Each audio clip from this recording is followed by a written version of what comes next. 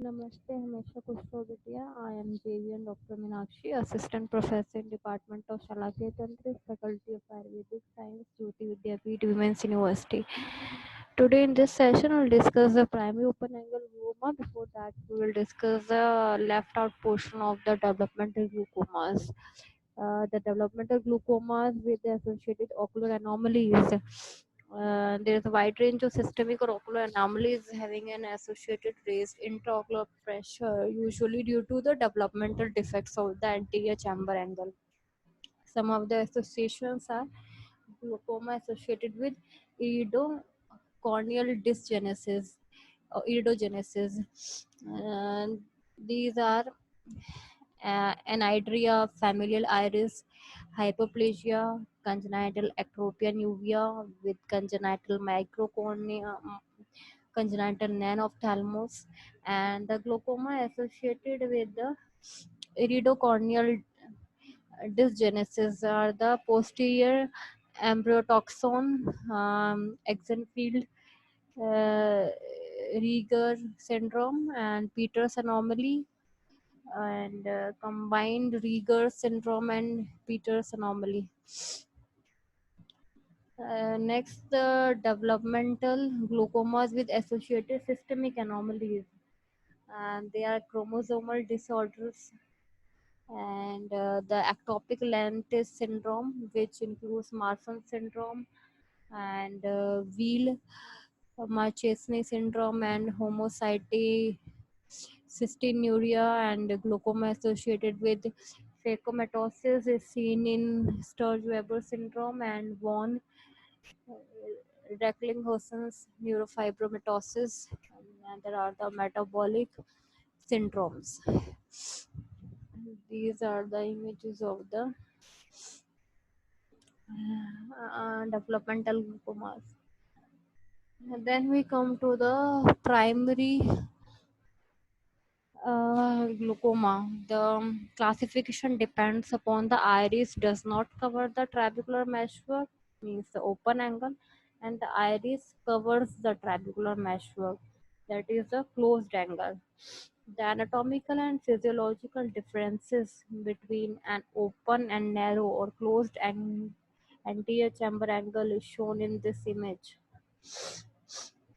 The left side there is the open angle, and there is normal aqueous outflow through the trabecular meshwork, and in the right side image there is the closed angle of anterior chamber, and due to that the aqueous outflow is not there, so iris is pushed forward. First is the primary open angle glaucoma. It is also known as the chronic simple glaucoma and is typically characterized by the slowly progressive raised intraocular pressure, open normal appearing anterior chamber angle, and characteristic optic disc cupping and specific visual field defect. The etiopathogenesis of primary open angle glaucoma. The structure of the trabecular meshwork appears normal, but there is an increased resistance to the outflow. This happens due to the thickening of the trabecular lamella, which reduces the pore size, and there may be reduction in the number of lining trabecular cells and increased in extracellular materials in the meshwork spaces and deposition of amorphous materials in the juxtacanalicular spaces. Then the epidemiology affects 1 in 100 of the general population of either sex over the age of 40 to 50 years and may be of family history. Although the exact mode of inheritance is not clear, the genetic factors play a role in this glaucoma. Mutation in the myelin GLC1A on the chromosome 1 can cause the primary open angle glaucoma. Then the clinical features of the primary open angle glaucoma. The symptoms are the disease is usually asymptomatic, and a patient can experience mild headache and eye ache, and occasionally an observant may notice a defect in the visual field. which is called the scotoma, and there will be difficulty in reading and close work, and they will delayed dark adaptation, and means a disability which becomes increasingly disturbing in the later stage. There will be significant loss of vision and blindness. Then the signs of primary open angle glaucoma, there will be low central corneal thickness, CCT, and diurnal variation test to check the intraocular pressure. A variation in intraocular pressure of over 5 mmHg is suspicious, and over 8 mmHg is diagnostic of glaucoma. And careful fundus examination is done to check the optic disc changes. And the visual field defects appear only after 40% of the axons have been damaged. Then the investigations of the primary open angle glaucoma is done by the tonometry and CCT measurement,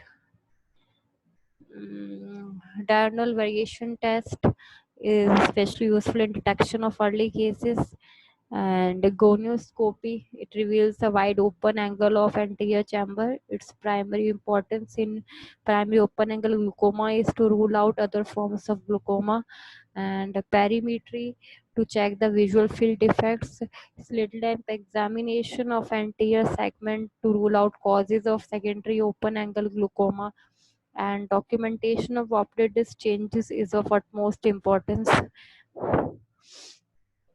Then the diagnosis of the open angle glaucoma. The primary open angle glaucoma, it is characterized by raised intraocular pressure. When the IOP is raised more than the 21 mmHg, it is associated with the definite glaucomatous optic disc cupping and visual field changes.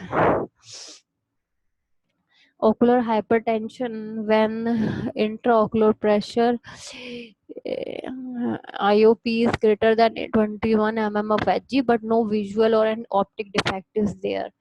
And third term is the normal tension glaucoma NTG or low tension glaucoma LTG.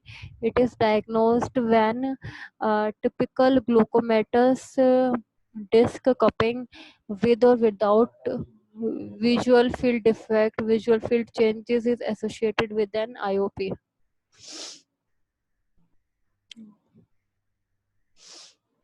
Then the management, the medical treatment, the laser treatment, and there is surgical treatment.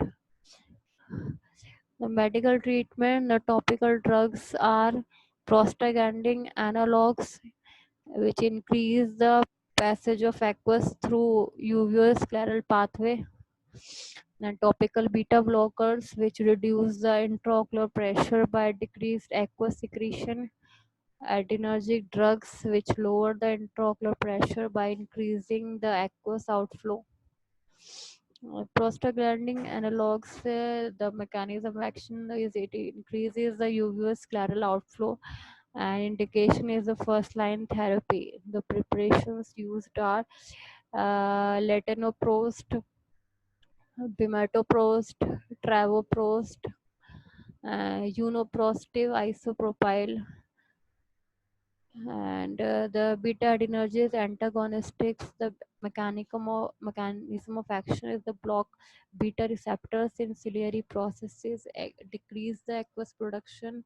Indication is used as the first line therapy for patients who can't take the prostaglandins analogs, and preparations are timolol maleate, which is short term escape and long term drift, and bitoxolol, levobunolol, cartiolol, metoprolol.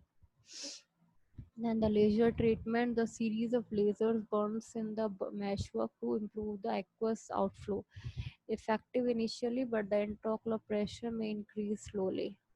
The surgery trabeculectomy, the creation of a fistula between the anterior chamber and the subconjunctival space is there.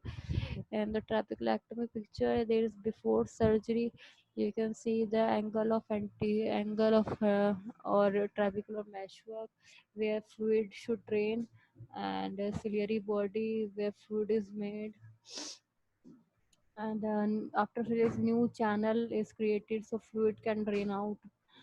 And then lower image there is the filtering blab, you can see. Thank you so much. This session is powered by digital version 2.0 Jyoti Vidya Peeth Women's University.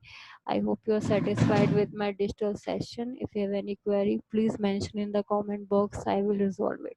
Thank you so much.